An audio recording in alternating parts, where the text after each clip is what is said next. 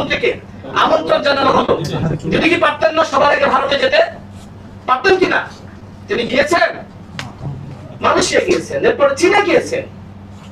এবং এই মালয়েশিয়া এবং চীনে যাওয়ার কারণে আমার কাছে মনে হয় যে একটি গোষ্ঠী তারা খুবই ক্ষুব্ধ হয়েছে এবং এরপরে কুশিন ঘটিয়ে এবং সীমান্তে নানা ধরনের ঘটনা ঘটিয়ে সরকারকে বিব্রত করার পায়তারা করছে। এই ঘটনাকে প্রমাণ করে যে বাংলাদেশে আধিপত্যবাদ এবং আগ্রাসন বিরোধী শক্তি বিএনপির থেকে দ্বিতীয় আর কেউ নাই। এর থেকে বড় উদাহরণ কি হতে পারে?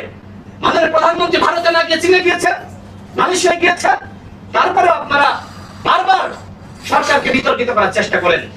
যারা সরকারকে বিতর্কিত করতে চান তারা কি ক্ষমতা এসে দেশ চালাতে পারবে? আপনারা তো অন্তর্বর্তীকালীন সরকারের সময় সমস্ত সুযোগ সুবিধা ভোগ করে বিএনপিকে বিতর্কিত করার মিশন নিয়েছিলেন, সংস্কার বিরোধী, চাঁদাবাজ। এখন যে কথাগুলো বলছেন সেই কথাগুলো তখনও বলা হয়েছিল। জনগণ কি আপনাদেরকে ক্ষমতা এনেছে? এদেশের জনগণ বোঝে না যে কারা দেশ চালাতে পারবে আর কারা দেশ চালাতে পারবে না।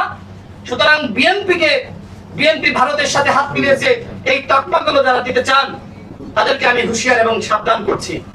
বিএনপি সম্পর্কে বিভ্রান্তি যাতে সৃষ্টি করবেন আপনারা তলানিতে যাবেন।